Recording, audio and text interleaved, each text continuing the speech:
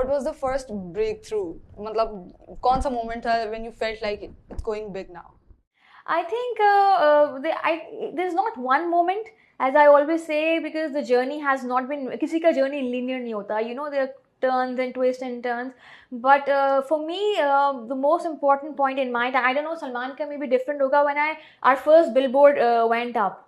Okay. So that was something, it was kind of a surreal for me that, you know, okay, finally, you know, the whole city can see what Bagallery is. So that point is really, really important for me, and it really, you know, gives me that kind of strength whenever you're feeling down. So, you know, आपको लगता है कि okay, we've gone big. I think इसके बाद जो second था, जब हमने last year Glam Fest किया था in Karachi. So around 11 That a.m. was huge. That was huge. And I was like, maybe nobody is gonna come. So I was, you know, with that mindset. And when the whole team was there, you know, hustling and यहाँ वहाँ भाग रहे थे, and around 11 a.m. they said, okay, बाहर बहुत लंबी line है. So yeah, that was quite a pinching moment for me.